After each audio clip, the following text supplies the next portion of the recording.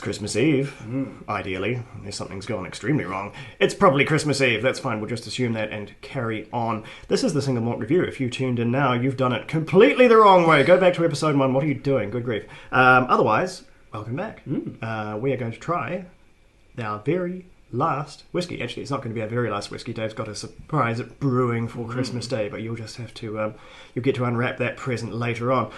For now, I'm going to hoe into the very last window in our increasingly distressed calendar here, which has otherwise held up pretty good. It hasn't completely fallen apart on us. I think the plastic sort of chocolate box tray in there has really helped this year.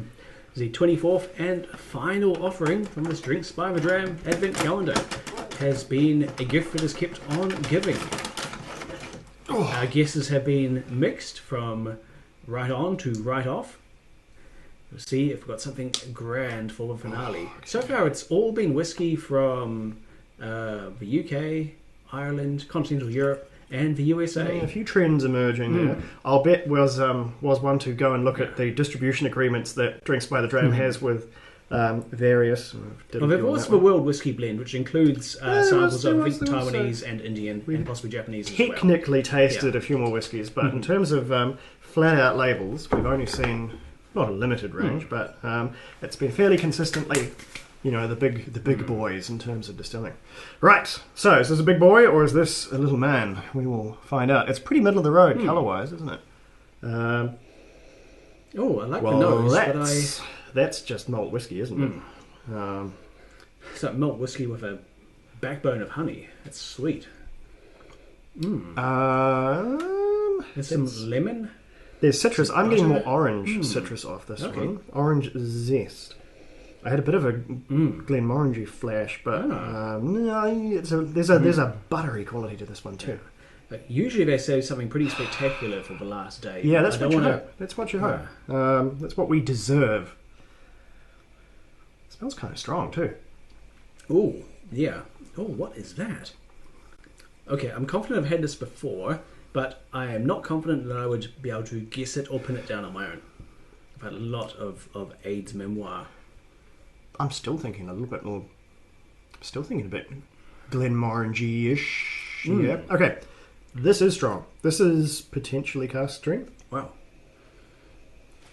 Again, I'm fairly certain this is. That's quite a pallor, which would mean a younger whiskey. So that'd be, Well, it depends either on very high proof or a very, very active cask that's let a lot off. Ooh, this is going to be a hard one. Well, it's going to be one of these ones that's both kind of easy and kind of hard because of the system we've set up for ourselves. I think this is, if there was ever a Malt Whisky Scotland twofer, this is probably it. I'd be pretty astonished if this came from anywhere else. But within those boundaries, you have a bit of a minefield.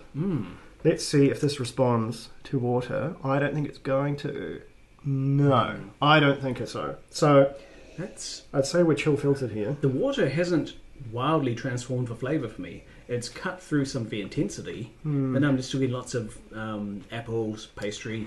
It's very Speyside, isn't it? Very, very Speyside. It hasn't reacted to water in the same way as a typical Speyside in my experience. Is there a possibility that we're could, just to keep things at cast as broad and net as possible, could this be a unique old Irish whiskey instead? I don't really think so. Okay. I would be. Well, that would not be my pick anyway. No, so you're like possibility of something spectacular. Like I wouldn't lose my mind. Yeah, this is. We should get in front of this one. This is not some sort of radical, crazy go nuts whiskey. This is conceivably one of the more conventional ones we've got. Was it Irish? I wouldn't be like out of my mind flabbergasted, but I would be surprised. I think this is. This would be a very old Irish single malt. I don't know. I'm going Scottish for this one. Fair enough. That sweetness is softening over time. It's getting into more of a slightly savoury edge. No, the moment you said Irish, you poisoned my brain. We keep doing this. I was just thinking, what could how would they throw in a curveball? Just something really special for that final day. The only thing beyond your brain poison that makes me think Irish. There's quite a cereal quality to this one. It's emerged more as I put in water, but below the fruit, there's a nice sort of warm, rich graininess to it. It's always, I mean, you say there's a real malty quality to this malt whiskey, and people say, well, no, no shit, Sherlock. But it expresses more or less depending on what you've got, and some malt whiskies are maltier than others, and to get to grips with that, you just have to really sort of taste around it. And some really are, and this one, there's a real. The barley is real in this one. It's just, that's odd too. There's that intensity of flavour and character, but it's still quite a pale whiskey, so something on the younger end. It's maybe. not. If it's more than 12 years old, I'll be pretty astonished. And I'll walk back my 50%. I think this is probably 46. Okay. Just based on how it's reacted with water. It is chill filtered. Ooh. Just for the sake of being contrarian and radical, I'm going to say this is an older Irish whiskey. Just because if it's true, then that's a heck of a guess. If it's wrong, then well, I've been wrong about so many whiskies out of this calendar. But what's one more? I still think that's dodgy territory. Fair enough. Suggesting it's Irish, but yeah, I don't know. If you've got Irish covered, I'll go some sort of Speyside, some sort of 12-year-old Speyside. Some sort of 46%. I think that's all we got. I would have loved to make a real heroic specific call for the last one, but that's not how it's going to go. That's not how it's going to go. Right, double obfuscation. Yeah. Let's look at this before I have to blow my nose. I'm congesting as we speak. Okay, here it comes for you good folks watching at home. It's one of those. It's a long label. And for us it is that Boutique Whiskey Company Blended Malt number 3, batch 2, 21-year-old. Oh goodness, from where? 47.1% ABV. We just don't know. We'll have a quick 21-year-old? Yeah, 21-year-old blended malt. What was it doing all those years? We'll have a quick cut here, or we consult the internet. Well, I could not have been more wrong about every aspect of this, where it's from, how old it is, and what it's made up of. This is a teaspoon blend, so it is primarily a one popular Speyside single malt with a tiny quantity of another popular single malt added to it. So this is interesting. We just looked this up during the cut, and they did save something special for the last one. I just didn't see it coming because this is a old whiskey, though this may be. It's not a very mature whiskey. This is from a maybe second, maybe third fill bourbon cask. I'm certain. I thought, like 21-year-old Speyside whiskey, I would have expected different colours, different flavours. But yeah, like the way it's described by that Boutique Whiskey Company, this is the same expression. So it's batch 2 of blended malt number 3, first released 2018. Okay, as I say, in their words, it's almost exclusively Speyside single malt from one of the most popular distilleries in the world that's been teaspooned. That is to say, an imperceptible amount of another well-loved single malt has been added. All hail the spoon once again. Yeah. So teaspooning, that's an interesting way for this to come up. And I'm kind of glad it has, because it's something we haven't really talked about, but it's a fascinating part of whiskey.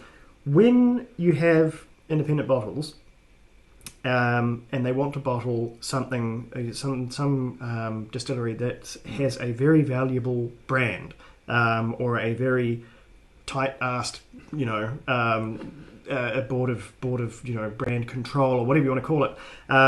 You get these scenarios where they say, all right, you can have this cask, or you've already got this cask by some other tomfoolery, but you're not allowed to use our name because our name is trademarked, and it is our brand, and it's worth a lot of money.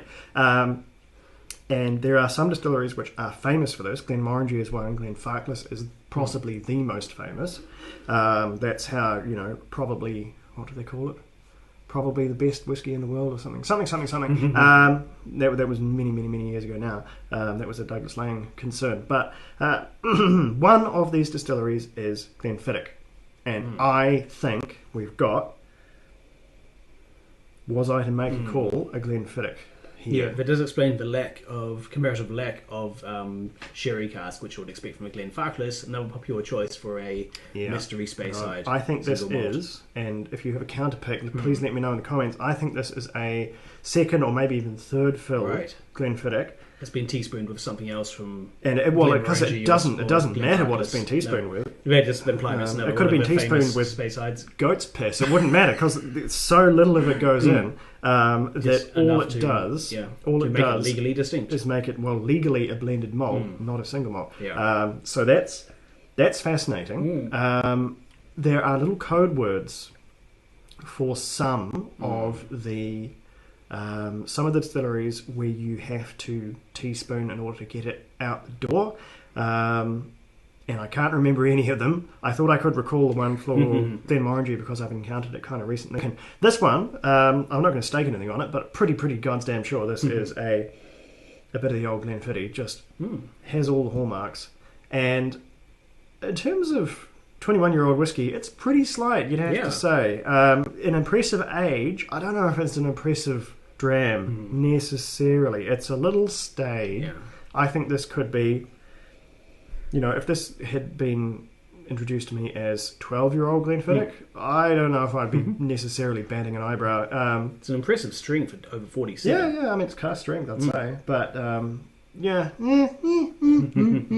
but we can't say that they didn't save something special for last really because a real curveball. The tasty one at that. Like the statement, ordinary 21-year-old single malt Scotch is not a valid statement anymore on price alone. So hey, if nothing else, they shelled out for us on that one. So reasonably pleased, and pleased enough, I guess, with our pick on that one. You certainly had a much closer guess than I. I was at least in the right orbit on that one, but yeah, I wouldn't have, for this exact reason, I would never have picked Glenfiddich because it would such an impossibility for it to occur. And it turns out we are in fact drinking an impossible whiskey, so I guess that's that solved its own problem. Well, wasn't that fascinating? This is not the end. We are coming back tomorrow. We are invading all of your wholesome family Christmases with a bonus episode. You don't get to know what it is. You just have to wait and see and open that present in the morning like you're supposed to. No peeking through the internet. We've got something a little bit special for you, and a sort of a debrief on the calendar and how we liked it and favourites and whatnot. So look forward to a bit more of a longer one on that one. Longer one. And catch up with us then, and we'll all enjoy it together. Thank you for following along, those of you who've been watching and commenting and sharing your experiences, sharing in the joys of our victories and the hilarity of our abject failures as we tried to guess what was up. It's been good stuff, but we won't get in front of it. All the commiserations, that's for tomorrow. We're going to save it up. Yes, tomorrow. Go to bed.